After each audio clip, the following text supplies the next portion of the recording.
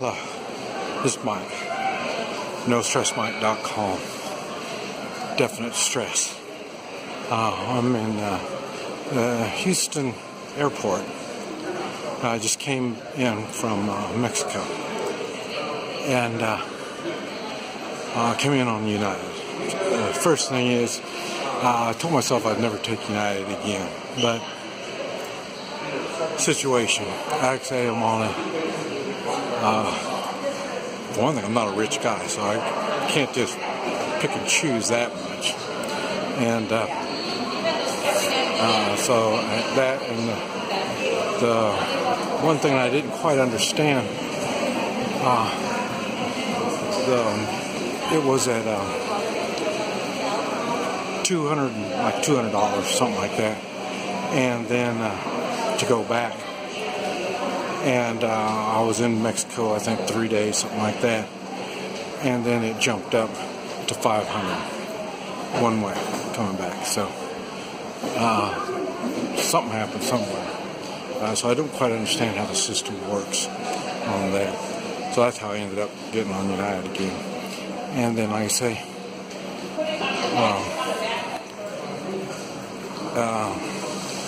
but to tell you the truth, the flight wasn't that bad with United this trip. Normally, they, they embarrassed the gal. Her carry-on wouldn't fit in the little thing where they got that little racket that you're supposed to put your stuff in, and it didn't fit. So they embarrassed her right in front of everybody. I thought that was really low. It was just a little bit too big, not that much. And there's people with full suitcases that they would put it in. So that was really uncalled for. And but anyway, and so when I got in to Houston, I don't know what you know about it, but nowadays you check yourself in, immigration and all that stuff. So I mean, they're not even really checking people when they're coming in. I thought that was kind of odd. And then, so then I had to go out and come back in. So I had to come back, I had to change gates. So I had to come back through security. And then when I came in through security,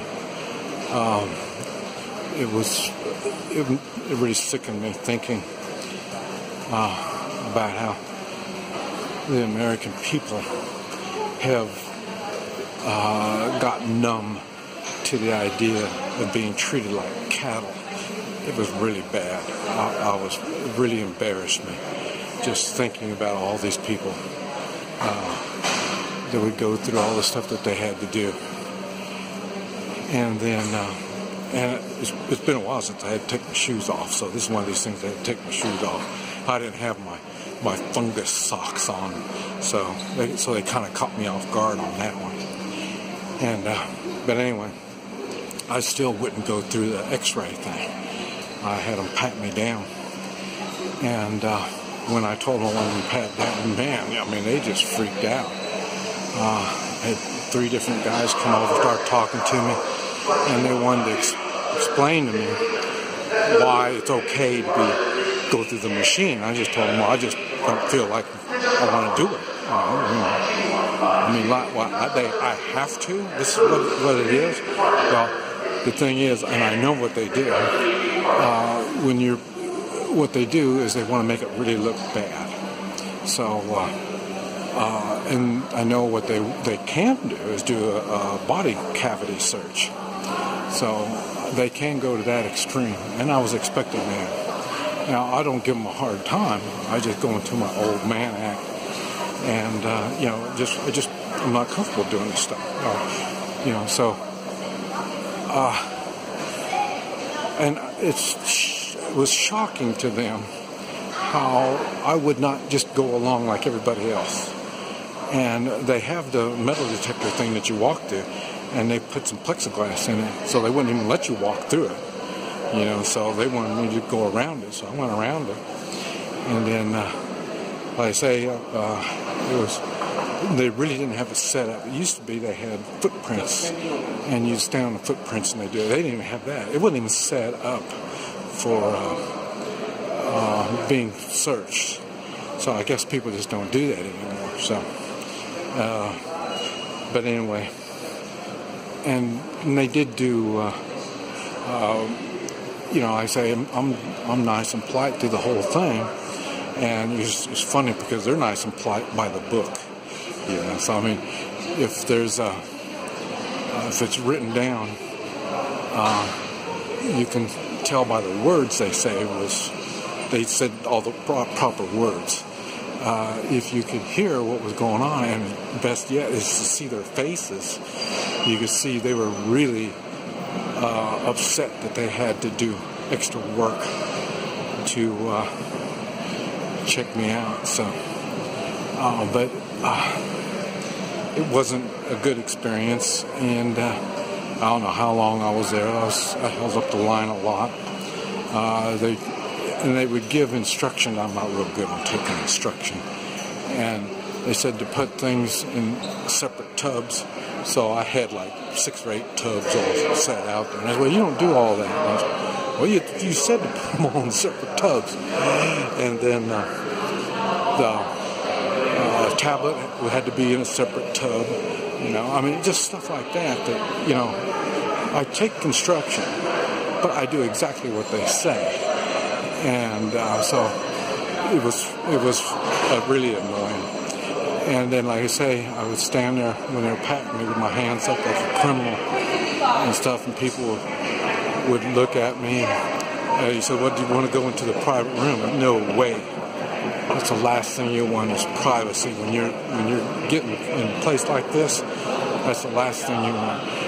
But like I say, they make it embarrassing for you as the people watch it, and it intimidates them. And that's the part that really I don't understand. How the American people would allow themselves to be intimidated like that. It was just way more than not good. So I think I'm getting too old to travel. And the reason I say I'm too old is this is bullshit. It's all uncalled for and unneeded. And it's not right. It's just... I guess they're just creating jobs. I don't know. These inspectors didn't have any kind of sense of humor. I told them, I said, "Hey man, I travel all over Central America and stuff too. So, you need to have clean gloves." And they didn't like changing their gloves. I mean, And I told you one time before I did it, and the inspector, when they took me to the side and they were going through it, and she told me, he said, "Man, you're right to change the gloves, but man, you can't believe some of the stuff we've got to put our hands into." So, I mean, they were real people. This time, it was really, really different. I mean, these people acted like government agents, and they're not. I don't quite understand how it works, because they're not. They don't even work for the government. How it gives them the right to do the stuff they do to us? I mean, even the government can't even do it. Now, this is, I mean, how would you like it if I was to be standing there at the door and start frisking you or asking you questions and doing stuff like that? It's not a good thing. So anyway, right now I'm watching people as they're looking at me, because I don't even know if I should be taking a video. Because like I say, it's in the third world countries, you can't video a lot of places. And so that's why I'm thinking, well, maybe this has become a third world country, so they want to stop me from videoing here too. So, but so far, but you notice I'm over here in a place where it's kind of open. And I'm changing directions so they're not really listening. So they really don't know what I'm talking about. But I say, it is. I sure don't feel safe here. And I'm more scared of government and government bureaucrats than fear of bad things. And I say, I've been in jail twice, or they locked me up twice.